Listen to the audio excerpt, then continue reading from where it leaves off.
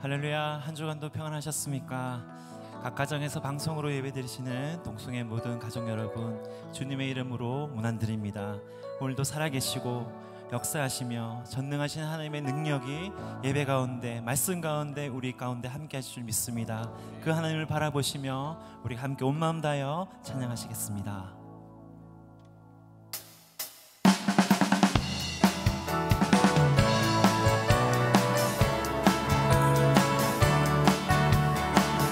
우리 삶에 살아계신 주님, 우리 함께 하신다 말씀하신 주님을 찬양합니다.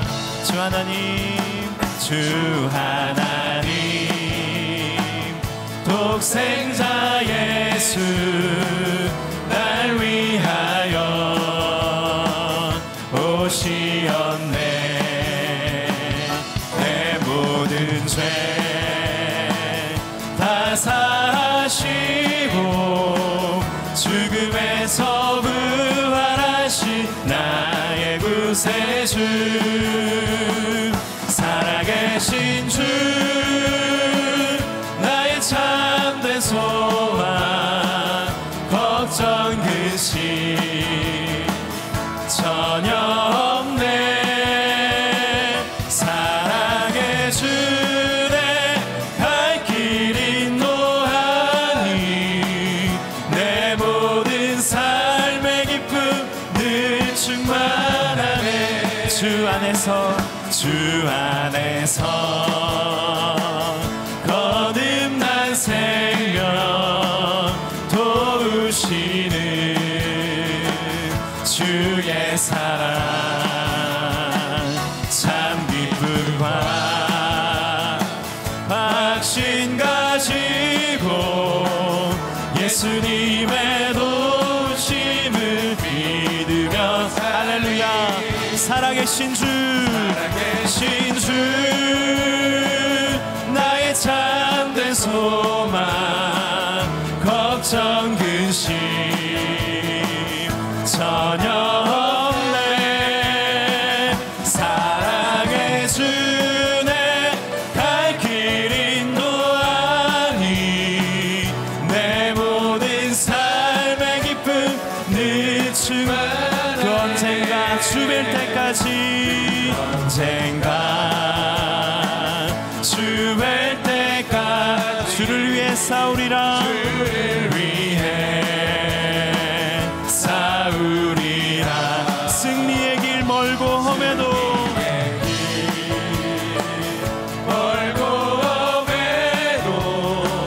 주님께서 나의 앞길 지켜주시니 우리 주님 살아계신 분이십니다. 살아계신 주, 나의 참된 소망, 걱정 근심 전혀 없네. 사랑의 주내 갈 길 인도하니 내 모든 삶의 기쁨 늘 한 번 더. 살아계신 주님, 살아계신 주,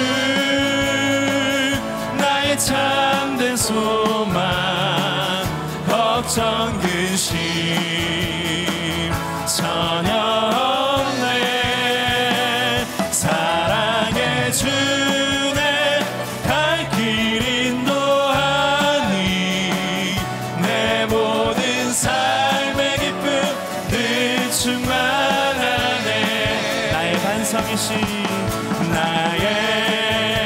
반석이신 하나님, 행하신 모든 것 완전하시네. 나의 생명 되신 하나님, 나의 생명 되신 하나님, 내게 행하신 일 찬양합니다. 신실하신 하나님, 실수가 없으신 좋으신 나의 주, 신실하신 하나님, 실수가 없으신 좋으신 번 더 고백합니다. 나의 반석이신 하나님, 행하신 모든 건 완전하시니 할렐루야. 나의 생명 되신 하나님, 내게 행하신 일 찬양. 우리 큰 소리로 고백하십시다. 신실하신 주님,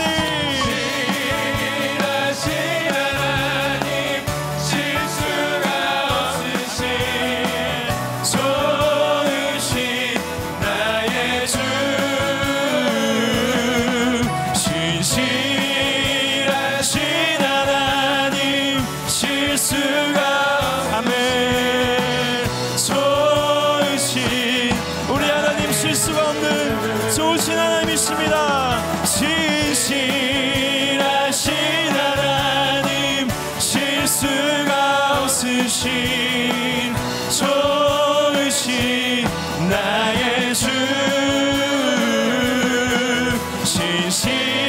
신실하신 하나님, 실수가 없으신 그 어떤 삶 가운데도 주님이 여전히 우리 삶을 인도하십니다. 신실하신 하나님, 신실하신 하나님, 실수가 없으신 좋으신 나의 주.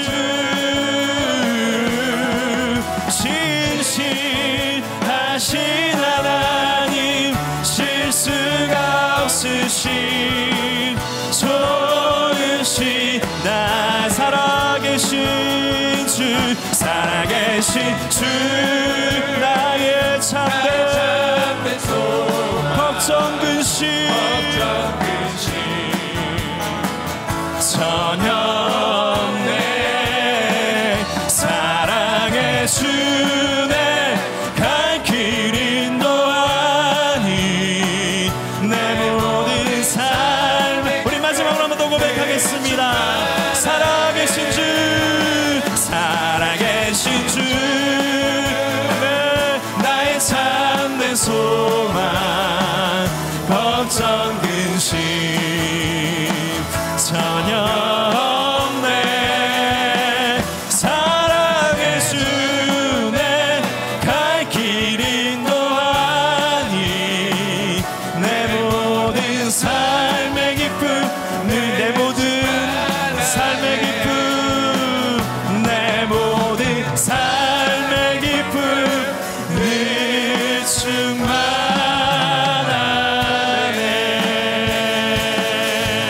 충만하네. 살아계신 주,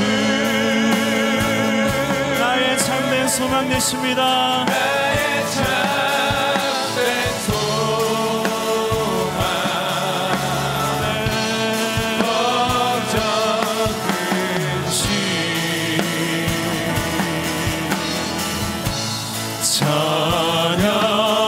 주님께 나갑니다. 우리를 살리시기 원하시는 주님 앞으로 나갑니다. 사랑의 주, 내 갈 길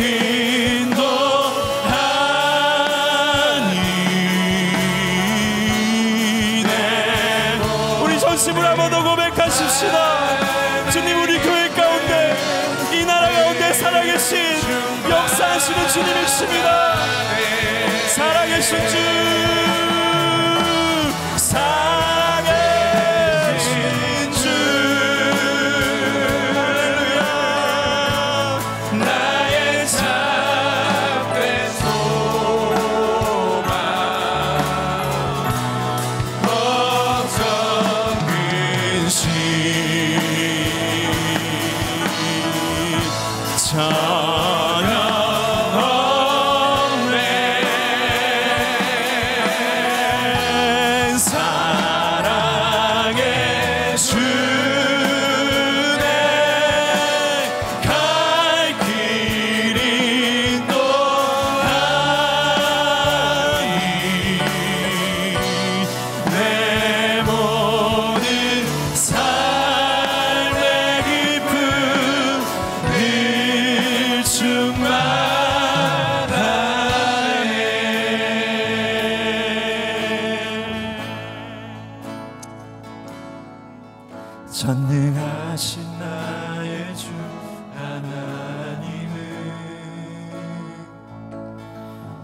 능치 못하실 일 전혀 없네.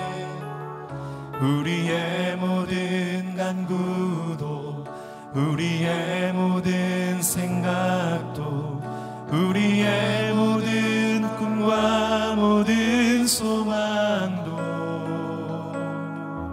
신실하신 나의 주 하나님은 우리의 모든 괴로움 바꿀 수 있네. 불가능한 일 행하시고 죽은 자를 일으키시니 그를 이길 자 아무도 없네. 주의 말씀 의지하여 깊은 곳에 금을 던져 오늘 그가 놀라운 일을 이루시는 것 보라.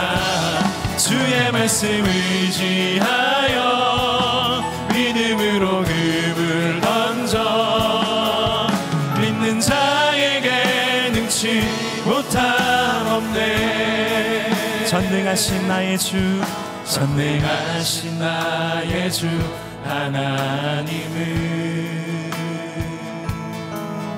능치 못하실 일 전혀 없네. 우리의 모든 간구도 우리의 모든 간구도 우리의 모든 생각도 우리의 모든 꿈과 모든 소망도 신실하신 나의 주 하나님, 신실하신 나의 주 하나님은 우리의 모든 괴로움 바꿀 수 있다. 믿음으로 고백합니다. 불가능한 일 행하시고 죽은 자를 일으키시니 그를 이길 자 아무도 할렐루야. 주의 말씀 의지하여 깊은 곳에 금을 던져 오늘 그가 놀라운 일을 이루시는 것 보라. 주의 말씀 의지하여 믿음으로 금을 던져 믿는 자에게 능치 주의 말씀 의지하여 주의 말씀 의지하여 깊은 곳에 금을 던져 오늘 그가 놀라운 일을 이루시는 것 보라. 주의 말씀 의지하여 믿음으로 금을 믿는 자에게 능치 못함 믿는 자에게 능치 못함 없네. 믿는 자에게 능치 못함 없네. 구원하심이 보좌에 앉으신 우리 하나님과 어린 양께 있도다. 구원하심이 보좌에 앉으신 우리 하나님과 어린 양께 구원하심이 보좌에 앉으신 구원하심이 보좌에 앉으신 우리 하나님과 어린 양께 있도다. 구원하심이 보좌에 앉으신 우리 믿고 구할 때 주님의 구원이 우리 삶 가운데 함께할 줄 믿습니다. 우리 손 들고 고백하십시다. 구원하심이 보좌에 우리 하나님과 우리 하나 어린 양께 있도다.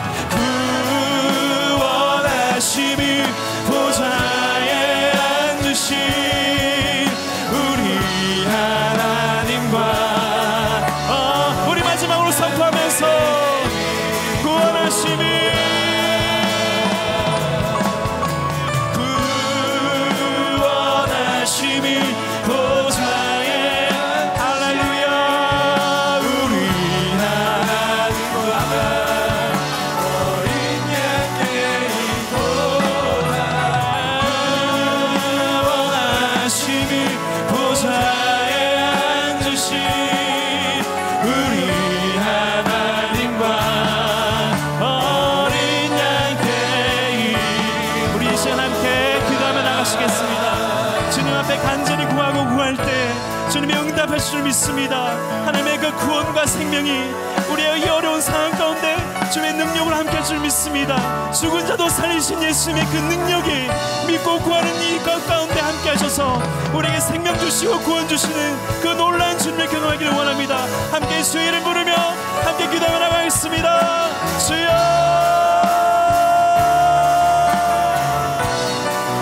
주님, 우리에게 구원을 주시옵소서. 주의 구원을 허락하여 주시옵소서. 우리가 믿음으로 주 앞에 구합니다. 아버지, 죽어있는 모든 영혼들이 다시 한번 주님의 구원을 경험하게 하여 주옵소서. 우리 각 삶 가운데, 모든 나의 삶 가운데 하나님의 구원을 경험하게 하여 주시옵소서. 주님의 영광 보기 원합니다. 할렐루야. 주님,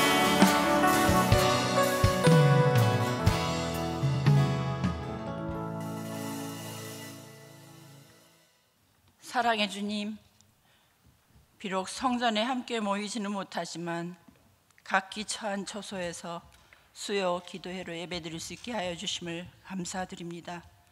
간절히 드리는 이 예배를 받아주시옵소서. 보고 싶습니다라는 자막을 보며 전 교우가 성전에서 함께 예배드릴 수 없는 현실에 눈물이 납니다. 평범한 일상을 살아가는 것이 얼마나 큰 축복임을 깨닫게 하여 주심에 감사드립니다. 영아부부터 장년부에 이르기까지 교우들의 건강을 바이러스로부터 지켜 보호해 주시고 이 어려운 상황을 슬기롭게 잘 헤쳐나갈 수 있도록 힘과 용기를 주시옵소서. 우리나라에서 바이러스가 속히 소멸되게 하옵소서.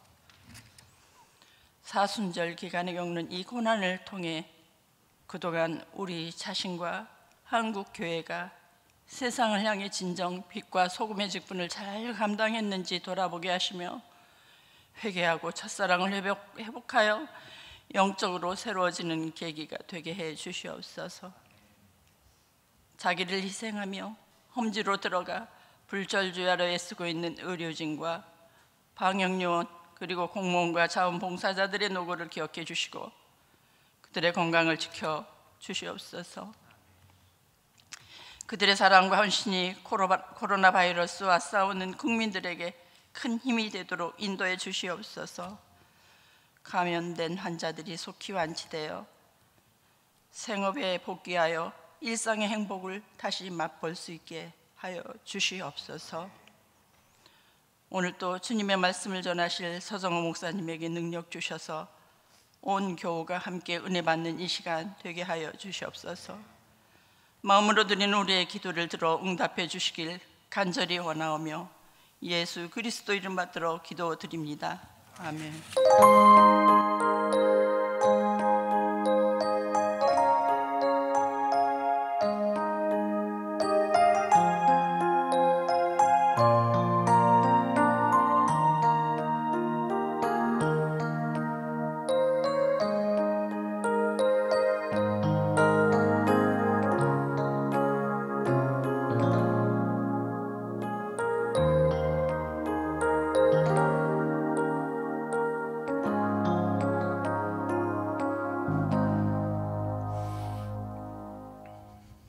할렐루야. 여러분이 어느 장소 어떤 모습으로 하나님 앞에 엎드리든지 하나님은 여전히 거기에 함께 계시는 줄로 믿습니다. 앞뒤 좌우 또 여러분 곁에 있는 분들하고 할렐루야, 하나님의 평화가 당신에게 함께 하시기를 바랍니다. 한번 인사 나누시겠습니다. 네, 가족끼리요, 부부끼리요, 아이들에게 하나님의 평화가 당신에게, 여러분에게. 오늘의 말씀 함께 읽어봅니다. 한 절입니다. 사도행전 2장 21절 한 절만 우리 함께 같이 한 목소리로 읽겠습니다.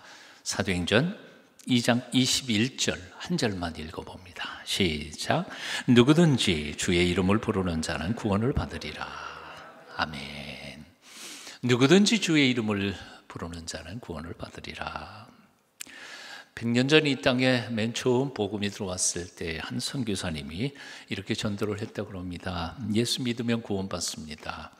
교회 나와 구원받으세요. 그랬더니 그 말을 들은 한 사람이 열심히 교회 몇 주간 다니다가 하루는 화가 나서 선교사님한테 와서 따졌다고 하죠. 구원 준다더니 왜 안 줘요? 그 양반은 바로 그야말로 X로 구원이라고 생각했던 거였습니다. 그때 당시에 황소 한 마리의 가격이 2원이었으니까요. 황소 4마리의 값이니까 얼마나 엄청난 돈이었겠습니까? 그러니까 그 엄청난 돈 준다 그러니까 갔었던 거죠. 구원이 무엇인지 모르던 시절에 웃기면서도 사실은 약간은 슬픈 이야기라고 말할 수 있습니다. 구원이 무엇인가? 간단히 정리하면 위기에 처한 사람을 건져내는 것입니다. 위기에서 건져내는 것, 이게 바로 구원이라는 거죠. 예를 든다면 물에 빠져 죽어가는 사람을 건져내는 것, 그게 구원입니다. 물에 빠져 죽어가는 사람이 살려주세요 그리고 소리칠 때 찾아가서 그를 구원해내는 것, 구원. 우리 찬송가에도 그런 게 있지 않아요? 오늘 사도행전 2장 21절이 바로 그런 뜻입니다. 누구든지 주의 이름을 부르는 자는 구원을 받으리라. 누구든지라고 말했습니다. 위기에 처했을 때 누구든지 주의 이름, 하나님의 이름을 부르기만 한다면 누구든지 구원을 받는다. 그 위기에서부터 건짐을 받는다. 그런 뜻이죠. 누구든지 했어요. 차별이 없어요. 인종의 차별도 없고 신분의 차별도 없고 남녀노소의 차별이 없다는 겁니다. 누구든지입니다. 그런데 여기서 우리가 참 가슴 아픈 현실이 하나 있습니다. 그렇게 누구든지 주의 이름을 부르기만 하면 구원을 받는다 하는데 많은 사람들이 그 이름을 부르지 않는다는 사실이죠. 왜 그럴까요? 사실 수많은 위기 가운데 위험과 고난 속에 살면서도 하나님의 이름, 주님의 이름을 부르는 사람들이 그렇게 많지 않다는 거죠. 사실 곰곰이 생각해 보면 살려주세요 혹은 주님 용서해 주세요, 붙잡아 주세요 이렇게 말한다는 것은 그렇게 어려운 일이 아니에요. 참 쉬운 일이에요. Help me, 이거 뭐 얼마나 간단한 거예요. 근데 안 해요. 근데 그렇게 안 하는 이유가 뭘까요? 두 가지 정도가 있습니다. 첫째는 자기가 처한 위기를 위기라고 생각하지 않기 때문입니다. 그럼 뭐라고 생각할까요? 자기가 지금 겪고 있는 이 문제를 위기라고 생각하지 않고 대부분의 사람들은 이렇게 생각합니다. 운명이다. 내 팔자지. 뭐 남들도 다 당하는 건데, 그러니까 아예 맨 처음부터 그냥 포기하고 사는 거예요. 그러니까 구할 생각이 없는 거죠. 자포자기한 삶. 그리고 이렇게 사는 삶도 뭐 죽으면 끝나는 거 아닌가. 그리고 그냥 포기하고 한평생을 살아가는 것이죠. 현대인들의 마음 깊은 곳에 깔려있는 숨은 심정이 하나 있다고 그래요. 그게 뭐냐면 포기라는 거죠. 그냥 그렇게 살다가 죽는 게 인생이야 라고 생각하는 겁니다. 자, 두 번째 이유가 있습니다. 이 위기 내 힘으로 얼마든지 해결할 수 있다고 하는 착각 때문에, 또는 해결할 수 없음에도 불구하고 자존심 때문에 구하지 않는 것이죠. 냅둬 나 이대로 살다 죽을래, 그렇게 말했던 분이 계시죠. 이걸 옹고집이라고 하죠. 나라가 완전히 절단날 때까지 여호와 하나님 앞에 대항했던 그 애굽의 이집트의 바로 왕같이 고집이 센 사람. 근데 실제로 우리의 인생살이, 그리고 인생을 쭉 돌아보다가 보면 그런 사람들이 의외로 엄청나게 많습니다. 그냥 포기하고 살아요. 그게 내 인생이라고, 팔자라고 생각하고 도움을 요청하지도 않습니다. 자, 다시 한번 생각해 봐요. 왜 한 번밖에 못 사는 삶을 그냥 실패하게 될까? 왜 망할까? 위기를 위기로 생각하지 않기 때문에, 그리고 위기를 알면서도 자신의 힘으로 해결할 수 있다고 착각하기 때문에, 아니면 조금 더 나아가서 자존심 때문에 누구에게 도움을 요청한다는 것 자체가 마음에 들지 않는 거죠. 미국의 알코올 중독자 센터 치유의 10계명이라고 하는 게 있다고 그래요. AA라고 하는 단체가요. 제 1계명이 바로 이런 겁니다. 나는 알코올 중독자입니다. 나는 내 의지로 술을 끊을 수가 없습니다. 나는 나의 의지와 상관없이 술을 마십니다. 그러니 나 좀 도와주세요. 그러니까 이 10계명 중에 첫 번째 계명을 그 알코올 중독자가 자기 입으로 고백하기 전까지는 어떤 치료와 도움도 의미가 없다는 거죠. 본인이 결단하고 고치려고 해가야 의학적인 도움이나 다른 사람들의 배움과 효과를 거두지, 본인 자체가 자기를 포기해버리고 또 아니라고 부정하는 사람에게는 그 어떤 의학적 처치도 도움이 안 된다는 거죠. 실제로 이런 얘기들을 우린 주변에서 많이 듣습니다. 내가 왜 알코올 중독자야? 그저 남보다 조금 더 마실 뿐이지. 내가 왜 암 환자야? 난 아니야. 사실 우리 가까운 일가 어르신 중에 한 분이 그런 분이 계셨어요. 삼촌 암이래요. 이제 치료를 좀 받으셔야 되는데 고생도 좀 많이 하실 거예요. 근데 죽어도 암 아니래요. 죽어도 암 아니래요. 그러니까 치료를 못 받으셨죠. 그리고 세상 떠나셨죠. 내가 왜 코로나 환자야? 난 아니야. 난 괜찮아. 이런 사람들이 문제인 거예요. 내 건강 아무런 문제 없어. 그저 내가 요즘 좀 어지러울 뿐이지. 우리 부부 사이에 아무런 문제 없어. 그러니까 간섭하지 마라. 그런 부부의 문제를 어느 누구도 도와줄 수 없습니다. 해결되지 않는 거죠. 이런 사람들의 문제는 우리 인간도 못 도와주지만 사실은 하나님도 도와주실 수 없습니다. 왜요? 하나님의 도우심을 거절하는 사람에게 하나님은 그들을 새롭게 하실 수 없기 때문이죠. 그러므로 사랑하는 여러분, 여러분이 겪고 있는 지금의 위기, 그 위기에서 구원받기를 정말 원하십니까? 그런다면 위기를 위기라고 인정하는 것부터 시작하십시오. 내 인생이 참 힘들다 생각하면 힘들다고 말해야 합니다. 아프면 아프다고 말해야 합니다. 그리고 도와달라고 소리를 쳐야 합니다. 누가 듣든지 안 듣든지 그것부터 시작하는 거죠. 특별히 이 어려운 때에 혼자 가슴앓이 하면서 홀로 아파다가 절망하고 포기하는 사람들이 너무너무 많다는 겁니다. 요즘에 들려오는 소식들이요. 친구도 만날 수도 없고요. 자기 속에 있는 것들을 털어놓을 수도 없고요. 그러니까 집에 꼭 박혀 있다가 그만 처절하게 절망하는 사람들이 너무 많다는 겁니다. 행여나 이런 생각을 가지지 않았으면 좋겠습니다. 내가 지금 겪고 있는 이거 팔자야, 운명이야. 아니요. 하나님은 그렇게 우리에게 운명이나 팔자를 허락하신 적이 없으십니다. 어떤 문제이든지 하나님 안에서 우리는 얼마든지 극복할 수 있는 줄로 믿습니다. 극복하기를 원하며 하나님께 소리를 지르고 나아갈 때 하나님은 얼마든지 우리를 도와주실 수 있습니다.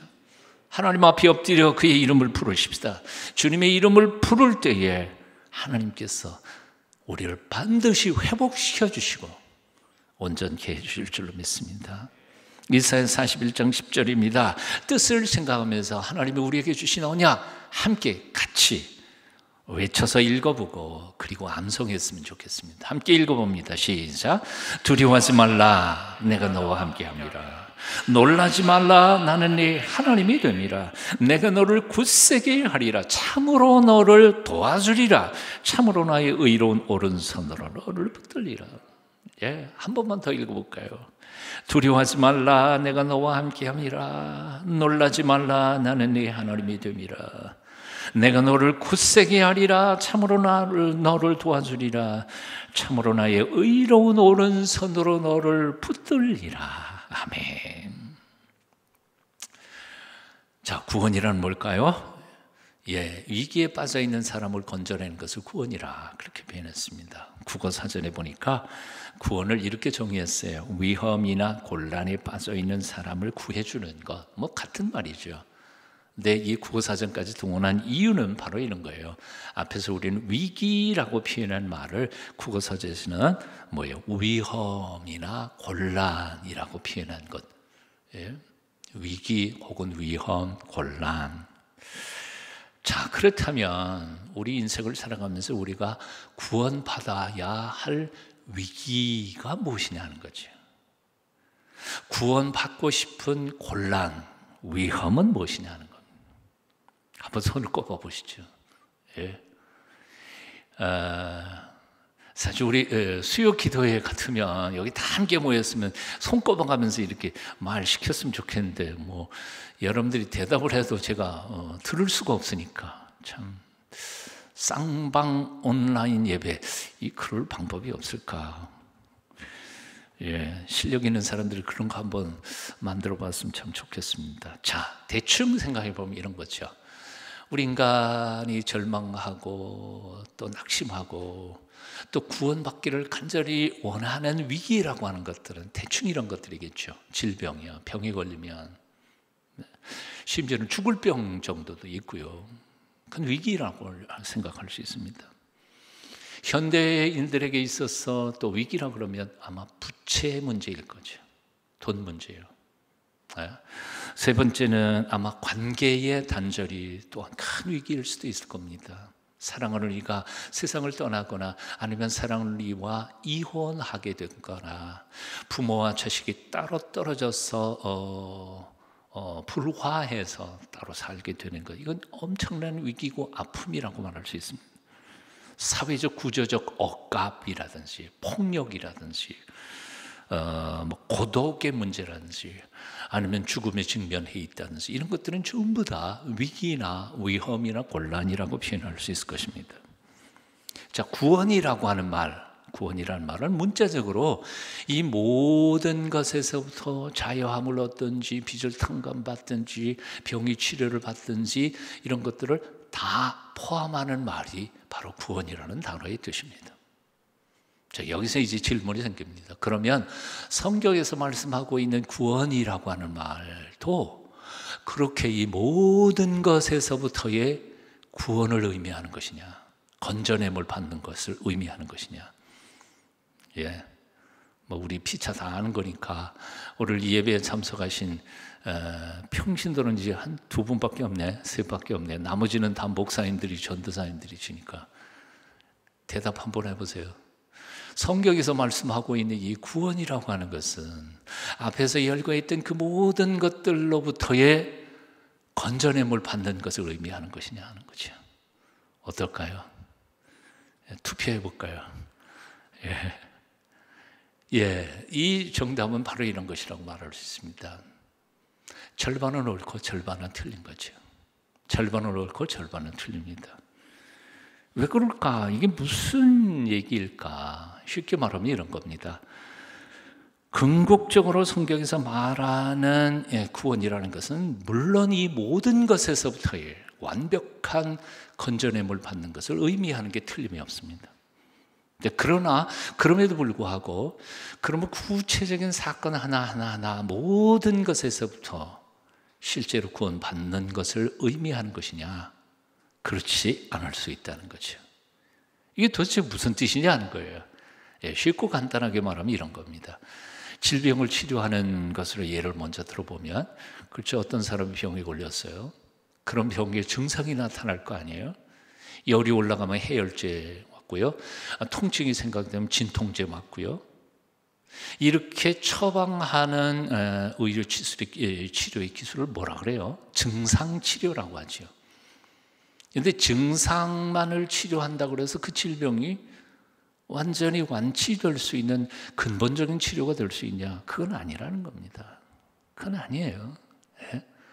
그러니까 근본적인 원인, 그 질병의 근본적인 원인을 찾아내서 그 뿌리를 뽑아야 나머지 증상들이 사라지는 것이지, 뭐 열 오른다고 해열제 주고 아프다 그래서 진통제 주고 그건 치료가 아닌 거죠. 그 진정한 참된 구원이 아니라는 겁니다.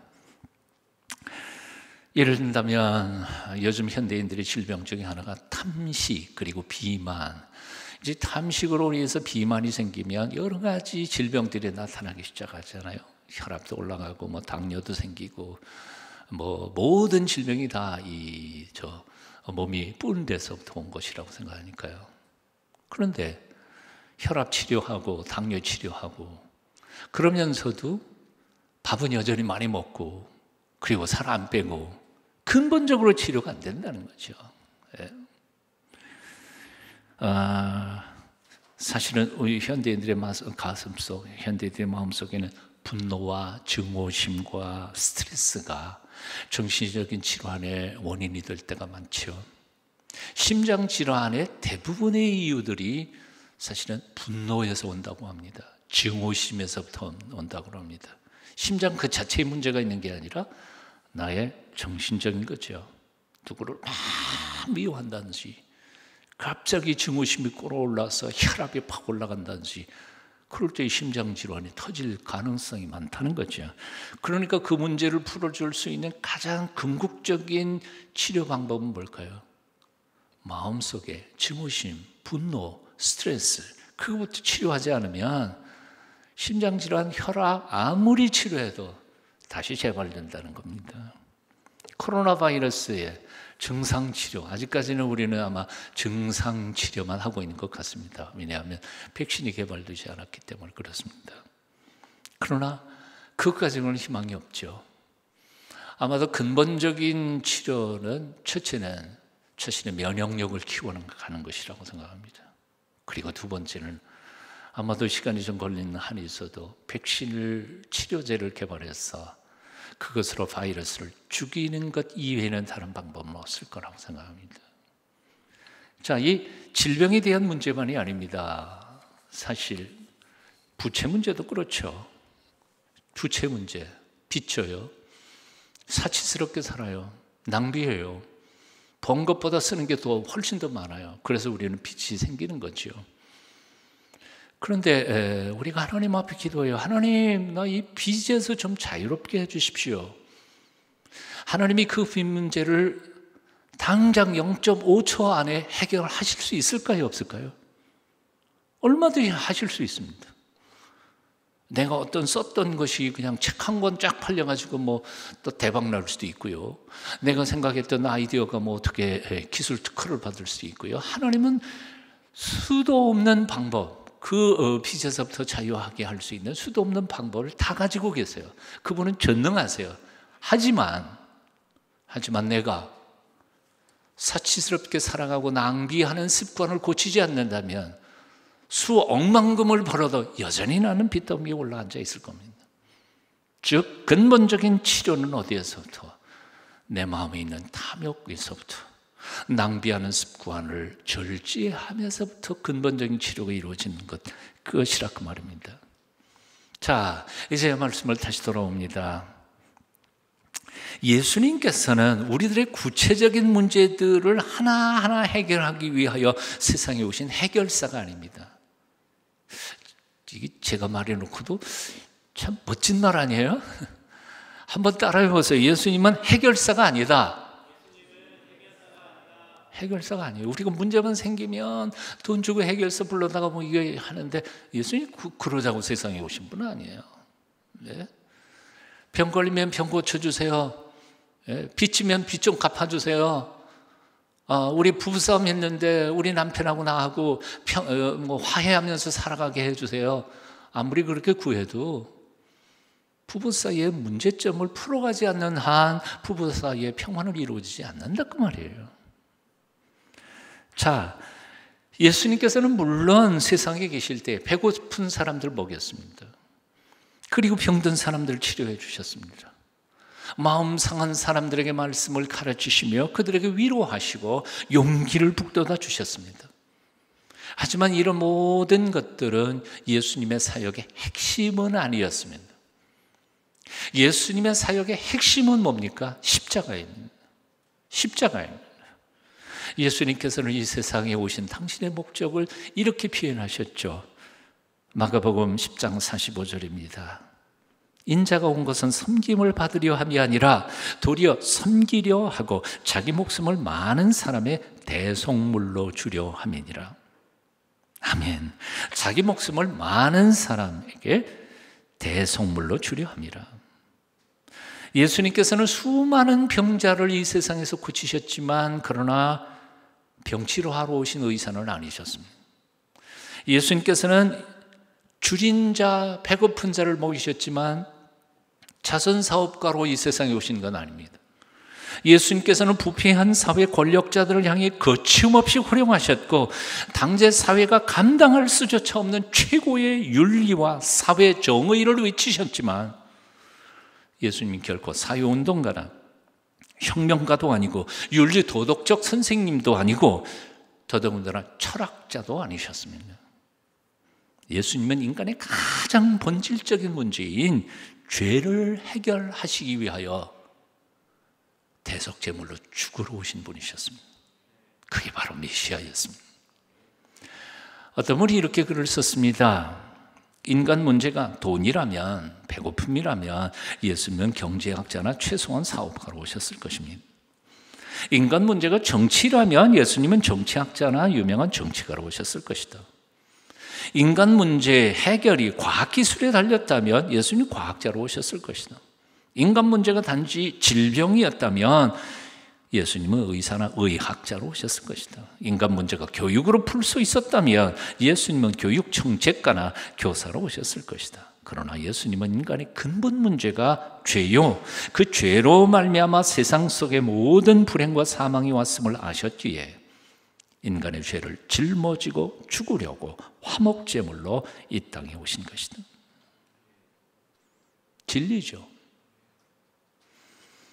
오늘날 세상에는 수많은 위기와 위험과 곤란한 문제들이 산적해 있습니다. 그 중에 단 한 가지의 문제만 내게 부딪혀도 우리는 심하게 고통을 당하며 울부짖으며 고민하며 힘들어합니다. 그때마다 우리는 울부짖습니다. 하나님, 주님 도와주세요. 이 문제 좀 풀어주세요. 하지만 그렇게 울부짖어도 아무런 응답이 없으면 우리는 하나님이 나의 문제에 대하여는 전혀 관심이 없으시다고 쉽게 결론을 내려보고는 낙심하고 절망합니다. 심지어는 하나님이 계시긴 계신가? 하지만 어떨까요?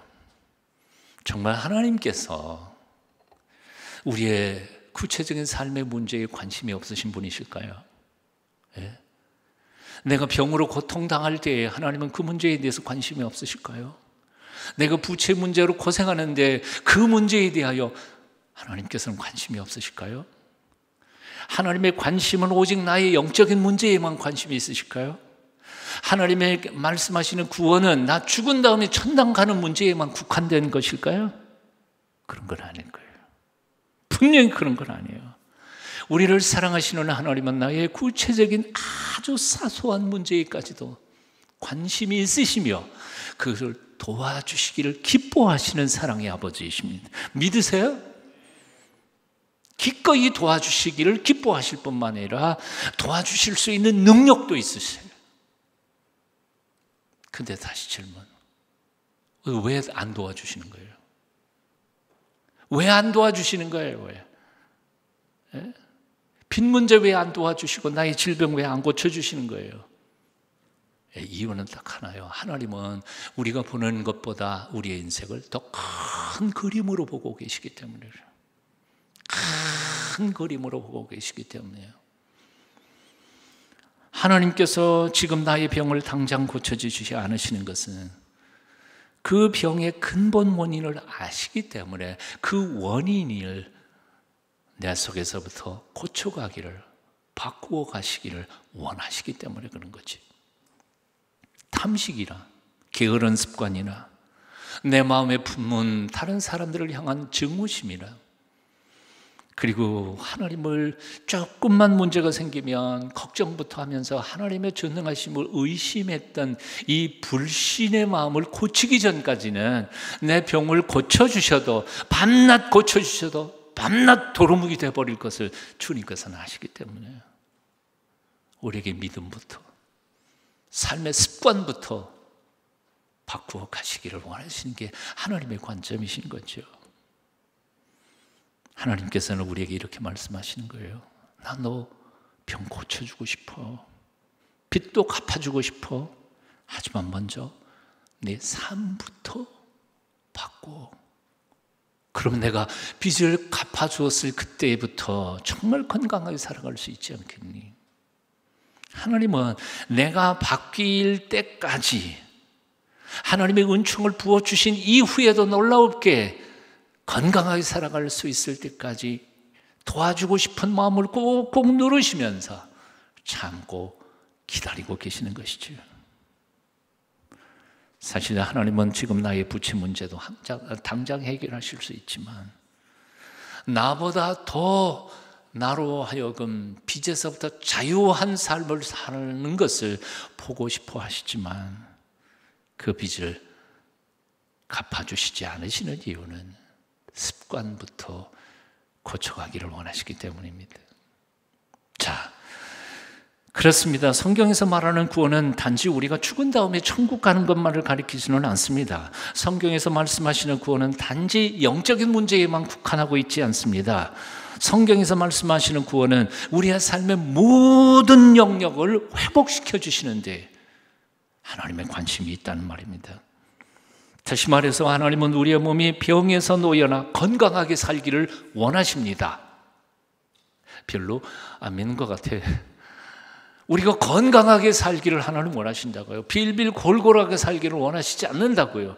그래서 이것을 가리켜서 성경 속에서 쭉 살펴보면 질병으로부터의 구원이에요.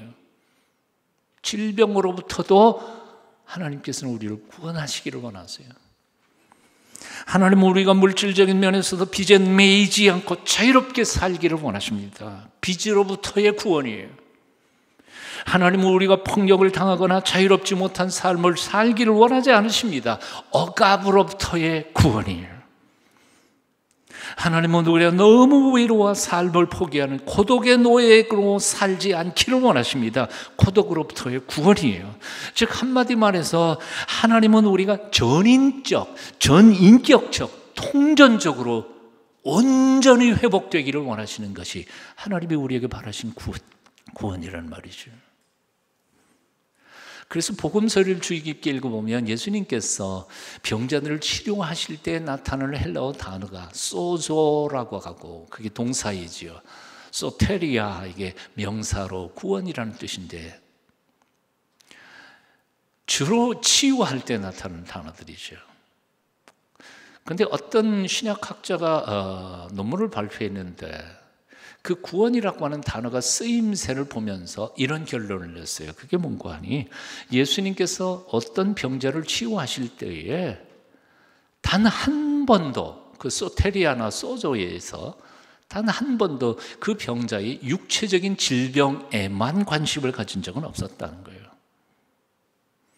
뭔가 하니 그 환자의 인생 전체가 회복되기를 원하셔서 그걸 고쳐주신 거지, 팔 하나 고쳐줬다고 인생이 전체가 고쳐지지 않는다면 예수님께서는 손대시지 않으시는 거예요. 다시 말해서 안식일 날 손 마른 자가 손을 폈어요. 근데 거기에 앞뒤 문맥이나 혹은 전설을 보면 그 사람이 석공이었다고요. 석공. 그러니까 돌을 다듬는 사람이었어요. 손이 말랐어요. 먹고 사는 게 힘들잖아요. 가정도 쉽지 않잖아요. 예수님께서 손 마른 자를 펴주시니까 이제 그냥 손 하나가 완전하게 된 게 아니라 가정이 회복되는 거예요. 가정의 경제가 회복되는 거예요. 그가 공동체의 한 일원으로서 살아갈 수 있는 존재로 온전히 세워진 거죠. 그렇습니다. 하나님께서는 우리를 통전적으로 바라보시고 하나님의 구원은 우리의 통전적인 구원이지 어느 한 부분만을 원하시는 하나님이 아니라고요. 그런데 우리는 자꾸 한 가지만 국한시켜요. 병들면 병 낫게 해달라, 돈 갚게 해달라. 사실은 하나님의 그 크신 모습을 바라볼 수 있어야 합니다. 이런 점에서 예수님께서는 단순한 의사도 아니고 그리고 보험증권회사, 돈 대주는 은행장도 아니고 바로 우리 인생 전체를 회복시키기를 원하시는 인생의 주인이시라는 거죠. 그러므로 사랑하는 여러분, 눈을 크게 뜨십시오. 인생의 한 부분만 보지 말고 인생을 전체로 바라보십시오. 내 시야가 너무 좁아서 조금만 잘 되면 기약거리고 낙락거리다가 조금만 어려운 일 당하면 절망하고 낙심하다가 이런 얄팍한 크리스찬들이 이 세상에 얼마나 많이 있는지 모릅니다. 이런 사람들은 뭐라 그러는 줄 아세요? 정신병적으로 조울증 환자라고 그러죠. 조울증. 조금만 좋으면 아주 하늘로 올라갈 것 같아요. 근데 조금만 어려움을 닥치면 눈물 콧물 흘려가면서 통곡하고요. 천지를 주신 창조주 하나님, 우리 인생의 주인이신 그 하나님, 그 크신 하나님을 믿는다는 하나님의 백성들이 왜 그렇게 절망하면서 살아가는지 모릅니다. 인생의 시야를 넓히십시다. 크게 보십시다.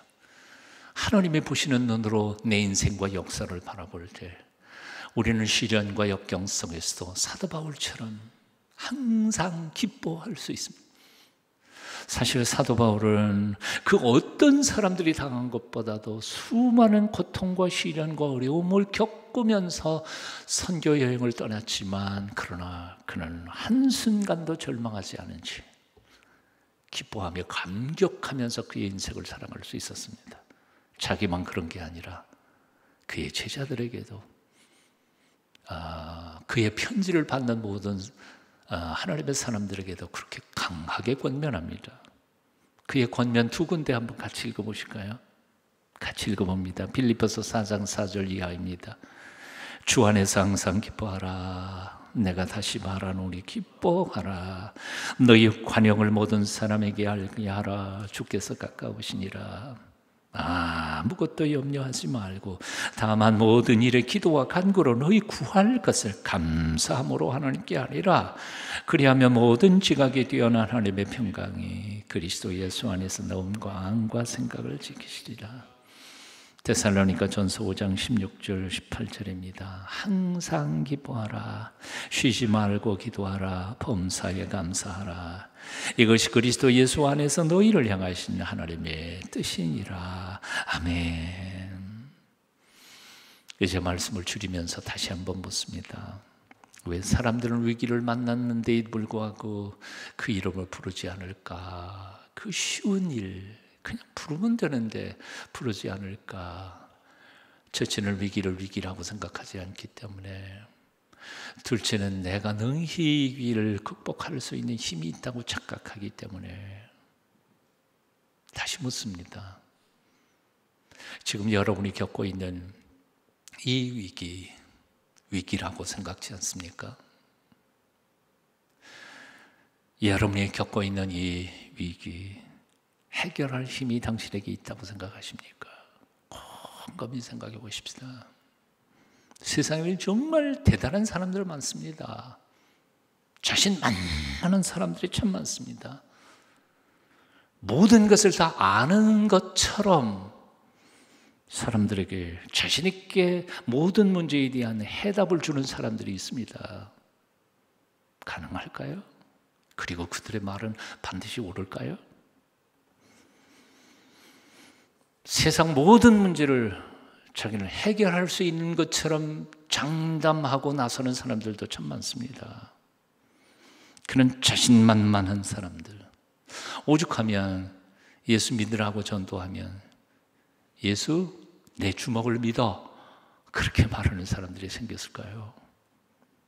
생각해 보십시오. 그 주먹, 콘크리트 벽 한 번만 치면 다 깨져버릴 그 연약한 주먹이 도대체 뭘 믿을만 하다고 생각하는지 모릅니다. 책 몇 권 읽었다고 세상의 모든 지혜를 아는 것처럼 교만하지 마십시다. 결국 그렇게 스스로 자신을 대단하다고 생각했던 사람들, 마지막 숨결을 고르는 그 순간이 되면 얼마나 뼈아픈 후회와 고통으로 마지막을 맞는지 모릅니다. 하나님의 존재를 부정했던 무신론적 실존주의 철학의 대가였던 한 사람이 하나님을 부정해버리고 비워버린 그 공허에다가 초인이라는 것을 만들어서 채워넣었죠. 초인, 유명한 용어이죠. 초월된 자기 자신이 인간인데 자기가 하나님이라고 생각한 겁니다. 그것을 숭배하다가 결국 인생 말년에 그는 공허를 이기지 못해서 자살해버리고 말지 않았습니까? 우상 숭배했던 거죠. 우리는 우리 자신의 존재에 대해서 정직해야 하겠습니다. 우리는 하나님이 아닙니다. 우리는 무한하지 않습니다. 우리의 지성도 우리에게 주어진 삶의 시간도 한계가 있습니다. 우리를 구원하실 분은 오직 예수 그리스도 그 한 분뿐이십니다. 기독교 역사 최초의 설교를 했던 베드로의 설교를 듣고는 거기 몰렸던 구중종들은 이렇게 울부짖었습니다. 사도행전 2장 37절입니다. 그들이 이 말을 듣고 마음에 찔려 베드로와 다른 사도들에게 물어 이르되 형제들아 우리가 어찌할꼬 형제들아 우리가 어찌할꼬. 그때 베드로가 충고했습니다. 38절입니다. 베드로가 이르되 너희가 회개하여 각각 예수 그리스도의 이름으로 세례를 받고 죄 사함을 받으라. 그리하면 성령의 선물을 받으리라. 오늘 예배당에서 함께 예배를 드리지 못할 만큼 정말 상상도 못했던 신앙의 시련을 겪고 있는 이 즈음 우리가 할 수 있는 일, 우리가 해야 할 일이 무엇일까요? 정직하게 하나님 앞에 무릎을 꿇고 어찌할꼬 통해 자복하며 용서해 주시는 예수 그리스도의 용서와 긍휼을 구하는 것이라 생각합니다. 그리할 때 성령께서 우리를 붙잡아 주실 줄을 믿습니다. 마가 다락방에서 초대교회의 제자들을 성령 충만하게 하시고 그 험악한 로마 제국에 휘하여서도 당당하게 세상과 넉넉히 싸워 이겼던 주의 백성들, 그들의 모습이 오늘 이 시대에도 우리에게 다시 한번 재현될 수 있을 줄은 믿습니다. 하나님만 바라보십시다. 어찌할 것 통해 자복하며 성령 충만을 갈망하십시다. 주께서 기도하셨던 것처럼 그리고 우리에게 요구하셨던 것처럼 하나님의 뜻이 이 땅에 이루어질 때까지 헌신하고 뛰고 달리는 저와 여러분이 됐으면 좋겠습니다.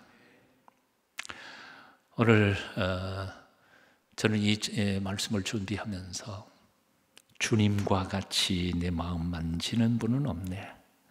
오랜 세월 찾아 난 알았네. 내겐 주밖에 없네. 주 자비 강같이 흐르고 주 손길 치료하네. 고통받는 자녀 품으시니 주밖에 없네. 이 신앙의 고백이 제 가슴을 요동했습니다. 기도하시는 여러분 마음속에도 함께 하실 수 있기를 축원합니다. 기도하겠습니다. 그 이름 부르기만 하면 우리를 구원해 주시겠다고 약속하신 우리 주님, 이제 이 어렵고 힘든 상황 속에서 주님의 이름을 부릅니다. 우리를 도와 주시옵소서. 이 위기 속에서 우리를 건져 주시옵소서.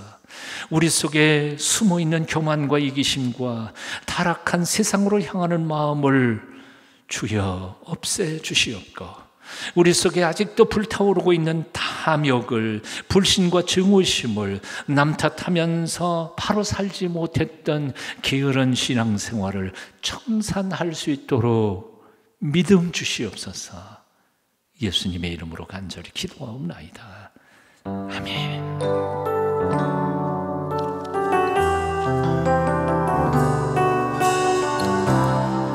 우리 말씀을 생각하면서 함께 찬양하겠습니다. 주님과 같이 내 마음 만지는 분은 없네.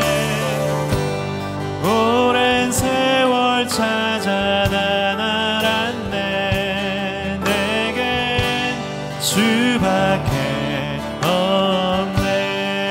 주님과 같이, 주님과 같이 내 마음 만지는 분은 없네. 오랜 세월 찾아 난 알았네.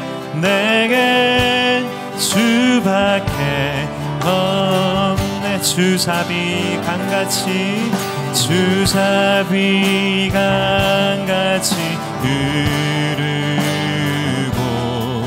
주 손길 치료하네.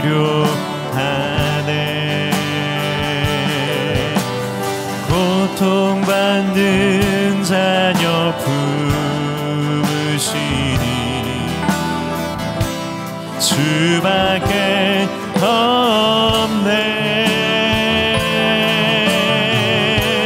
주님과 같이 내 마음 만지는 분은 없네. 오랜 세월 찾아 난 알았네. 내겐 주밖에 없네. 이 시간 우리 함께 기도할 때에 이 땅이 하나됨을 위해 기도하겠습니다. 바이러스로 인한 어려움 앞에서 우리가 서로 분열되지 않도록, 분열되어 싸우며 서로를 비난하느라 바이러스와 싸울 힘을 잃어버리는 것이 아니라 하나 되어 함께 싸울 수 있도록, 하나 되어 함께 싸워나가는 일을 통해 바이러스를 이겨낼 뿐만 아니라 그 외에도 산적해 있는 어려움들을 잘 이겨내고 헤쳐나갈 수 있도록 주님 도우시기를 구하며 함께 마음을 모아 통성으로 기도하겠습니다. 살아계신 하나님, 이 시간 하나님의 도우심을 구하며 기도합니다. 하나님, 우리가 어찌할 수 없는 문제들 앞에 서 있습니다. 하나님, 인간의 연약함을 보게 되는 순간들 앞에 서 있습니다. 우리 한 사람 한 사람 어찌할 바 몰라 헤매이고 두려움 가운데 서 있는 이 시간 하나님을 바라보며 구하며 기도하오니 주님 함께하여 주시옵소서. 하나님, 특별히 하나님 이 문제 앞에서 우리가 두려움에 사로잡혀 하나님 분열되지 않기를 원합니다. 나의 이익과 나의 소망들을 쫓아 행하느라 함께 마음을 모아 싸워야 하는 것들을 놓치지 않기를 원합니다. 하나님, 우리가 그 일들 앞에서 함께 싸우지 않으면 이길 수 없음을 기억하게 하여 주시고 함께 일들을 잘 극복해 나가기를 소망하는 마음으로 하나에 된 마음을 구하며 함께 걸어갈 수 있도록 인도하여 주시옵소서. 하나님, 많은 것들이 분열되어져 있습니다. 하나님, 그 분열로 인하여서 하나님 서로가 서로에게 어려움을 주고 있는 것은 아닌가 두려운 마음이 듭니다. 주님, 우리를 불쌍히 여겨주시고 함께 하여 주셔서 하나님 우리의 마음을 새롭게 하여 주시옵소서. 하나 되게 하신 주님의 은혜를 따라 걸어가게 하여 주시기를 원하오니 주님 함께 하여 주시옵소서. 막힌 담을 허신 예수 그리스도의 하나님 본을 받아 하나님 우리도 그렇게 걸어갈 수 있도록 인도하여 주시고 한마음 한뜻으로 이 어려움들을 잘 이겨나가는 우리들 될 수 있도록 하나님 은혜를 베풀어 주시고 함께하여 주시옵소서. 주님, 우리를 불쌍히 여시기를 원합니다. 주님, 도우시기를 원합니다. 하나님, 그 도우심의 손길 아래서 하나님 우리가 서로를 사랑하며 섬기며 하나 되어 손잡고 걸어갈 수 있도록 주님 은혜를 더하여 주시고 함께하여 주시옵소서. 주님을 바라보며 갈망하오니 주님 그 은혜 우리 안에 허락하여 주시옵소서. 하나님, 이 땅의 하나됨을 위해 기도합니다. 이 땅이 많은 것들로 나뉘어져 있습니다. 보수와 진보, 금수저와 흑수저, 갑과 을, 주류와 비주류, 남자와 여자. 누군가는 이 시대를 혐오의 시대라고 표현하기도 합니다. 모든 것이 이분법으로 나뉘고 우리 안에 있는 대립은 극한으로 달리고 있습니다. 그런데 코로나19 사태라는 위기 앞에서도 우리는 대립합니다. 모두가 하나 되어 한 마음으로 싸워나가도 쉽지 않은 상황 앞에서도 여전히 우리는 그렇게 싸우고 있습니다. 한 마음으로 이 상황을 뚫고 나가기 위해 머리를 맞대야 하는 이들이 이 사태를 통해 자신들의 이익만을 취하려는 마음으로 서로를 힐난하고 공격합니다. 이 사태를 종식시키려고 애쓰는 이들을 격려하고 돕지는 못하고 오히려 그들의 노력을 폄하하기도 합니다. 서로를 배려하고 돌봐야 하는 이들이 서로를 의심합니다. 확진자가 되어 고통을 당하거나 격리자가 된 이들을 따뜻하게 품어주기보다 그들의 잘못을 찾아내려 하고 원망하는 일에 열심을 내고 있습니다. 서로를 향해 비난거리를 찾아내고 공격하며 책임을 전가하려고 합니다. 인종차별이 심각한 지경입니다. 차별하고 차별받고 있습니다. 교회들마저 서로의 선택들을 보면서 서로를 비난하기도 합니다. 주님, 위기 앞에서 높아져만 가는 우리의 막힌 담을 허물어 주시옵소서.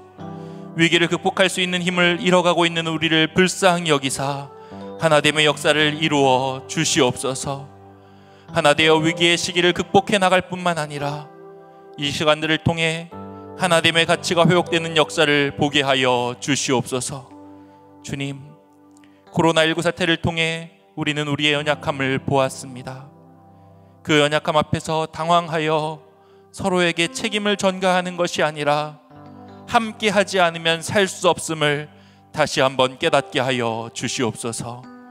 이 시대에 죽어가고 있던 소중한 가치들에 다시 한번 관심을 갖게 하여 주시고, 혐오가 아닌 마땅히 모두가 존중하고 존중받는 세상을 꿈꾸는 그런 시간 되게 하여 주시옵소서. 서로를 품어 안고 함께 걸어가는 그 아름다운 걸음이 다시 회복되게 하여 주시옵소서. 이 위기의 시간을 전화위복의 계기로 사용하여 하나됨의 가치를 회복하는 역사를 이루어 주시옵소서.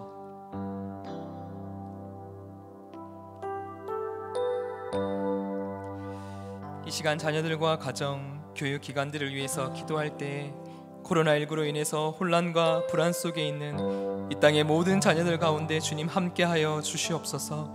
모든 가정을 긍휼히 여겨 주시옵소서.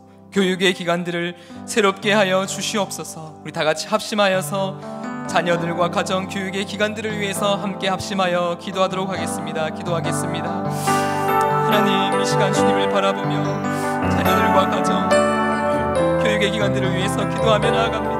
하나님, 이 혼란과 불안 속에 있는 하나님의 자녀들 주님 지켜주시고 보호하여 주시옵소서. 하나님, 이 땅의 모든 가정들을 주님 긍휼히 여겨 주시옵소서. 하나님, 이 땅의 하나님 모든 교육의 기관들 가운데 주님의 새로운 능력으로 아버지 하나님 함께하여 주시옵소서. 아버지 하나님, 여러 어려움과 힘겨움 가운데 있는 하나님 자녀들이 있습니다. 아버지 하나님, 불안과 하나님 염려 가운데 있는 수많은 자녀들이 있습니다.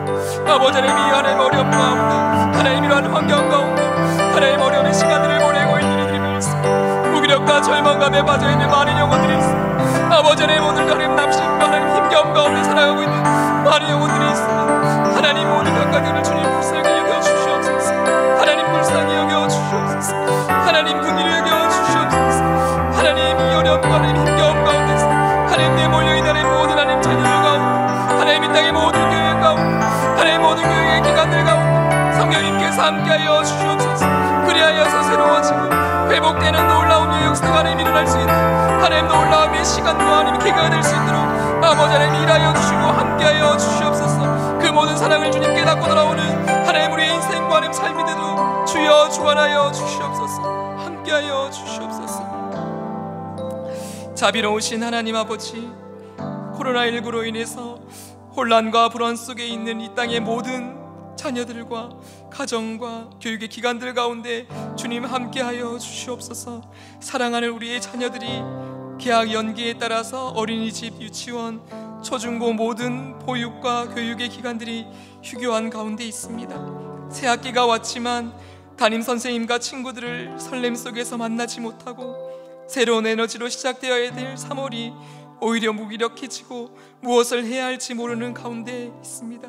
상급 학교의 진학조차 연기된 자녀들도 있고 수험생임에도 불구하고 불안한 환경 때문에 집중하지 못하는 자녀들도 있습니다. 격려와 축복 속에서 이루어지는 졸업과 입학식도 제대로 하지 못하였습니다. 밖에 나가 마음껏 뛰지도 걷지도 못하고 친구들과 함께 시간을 보내는 것조차 할 수 없어 극히 제한된 하루하루의 삶 가운데 있습니다. 자비의 하나님, 부디 사랑하는 모든 자녀들에게 이 어려움의 시기가 인생에 있어서 마이너스의 시간, 무기력의 시간이 아니라 플러스의 시간, 희망의 시간이 되게 하여 주시옵소서. 이 멈춰진 시간 가운데 자녀들이 게임과 스마트폰에 몰두하며 의미 없이 하루하루의 시간을 보내는 것이 아니라 가족들과 일상을 함께하고 대화하며 소통하는 감사의 시간이 되게 하여 주시옵소서. 떨어져 지내는 친구들의 소중함을 깨닫는 시간이 되게 하여 주시고 배움에 터인 학교의 고마움과 가르치는 선생님들의 고마움을 느끼고 경험하는 시간이 되게 하여 주시옵소서. 그리하여 이 땅의 모든 교육이 잠시 멈춰선 이때에 성취와 성적만으로 판단하고 평가하는 것을 이제는 멈추게 하시고, 하나님이 기뻐하시지 않는 성공과 경쟁의 삶으로 내몰리는 아이들이 아니라 하나님이 계획하신 바에 따라서 인생의 목적과 방향, 소명을 발견하는 이 땅의 교육이 되게 하여 주시고, 이 땅의 자녀가 되게 하여 주시고, 이 땅의 가정이 되도록 주님 모든 보육과 교육의 기관들을 새롭게 하여 주시옵소서. 하나님을 아직 모르는 주님의 자녀들이 있습니다. 크신 하나님의 사랑을 깨닫고 주님께 돌아오게 하여 주시옵소서. 어떠한 상황에 있을지라도 낙심하거나 좌절하지 않고 하나님의 살아계심을 경험하는 주님의 자녀들, 가정이 되게 하여 주시옵소서. 주님을 의지하며 바라보게 하여 주시옵소서. 한 생명 한 생명 그리스도의 생명과 치유와 회복으로 충만한 주님의 자녀와 가정, 모든 교육의 기관들이 되게 주님 함께하여 주옵소서.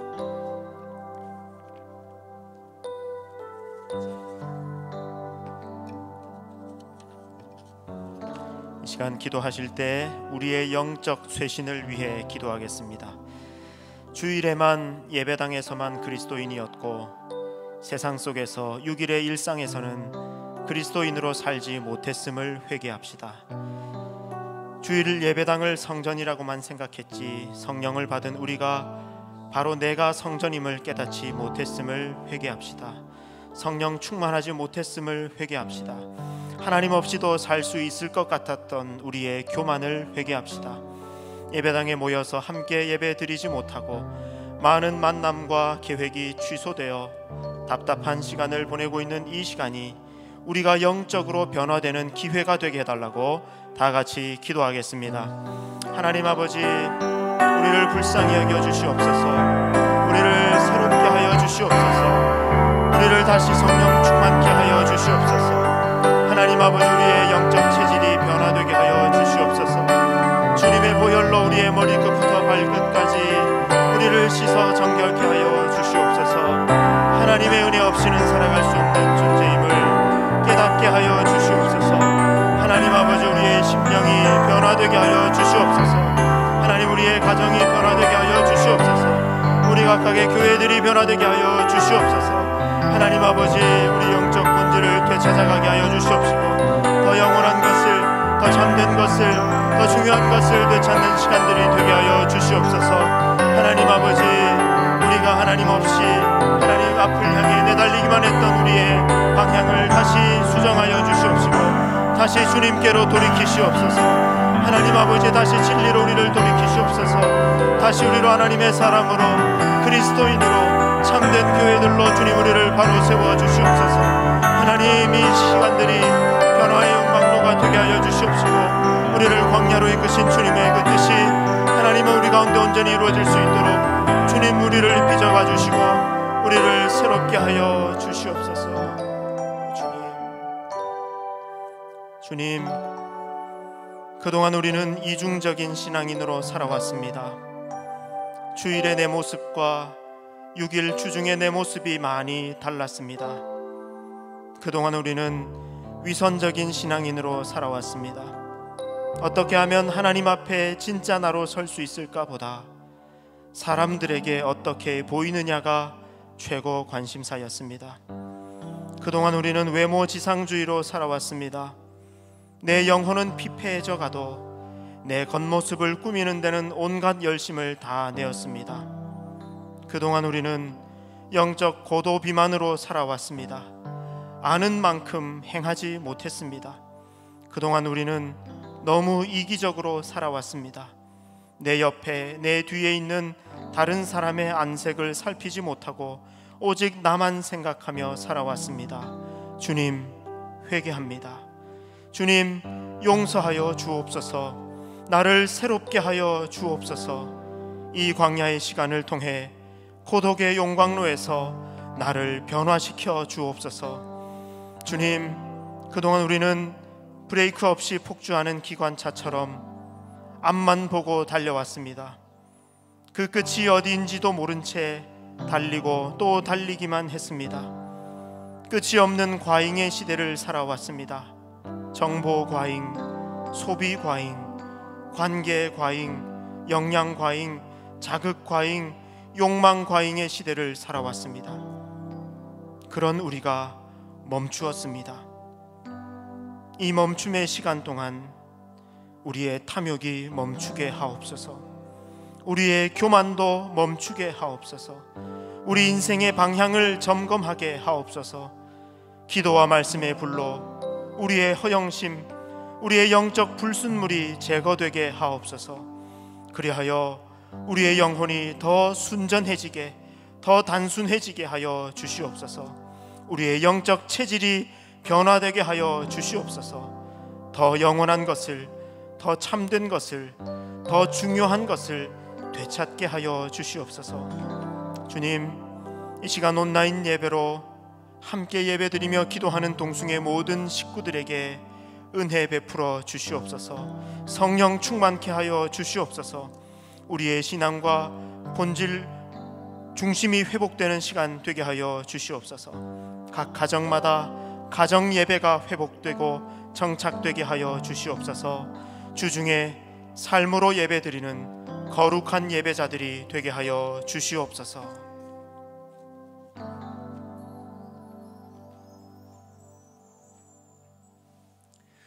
이 모든 기도를 들어주시는 우리 주 예수 그리스도의 그 크신 은혜와 아버지 하나님의 만극하신 사랑과 성령님의 감화, 감동 교제케 하여 주시니 이 예배, 이 기도회에 참여한 모든 주의 백성들, 그것이 어디이든지 마음의 눈을 열고 하나님을 우러러 앙망했던 주님의 사람들 한 사람 한 사람 머리 위에, 그들의 가정 위에, 그들의 자녀들 위에, 기도 제목 위에 지금부터 영원까지 함께 계시기를 간절히 축원하옵나이다.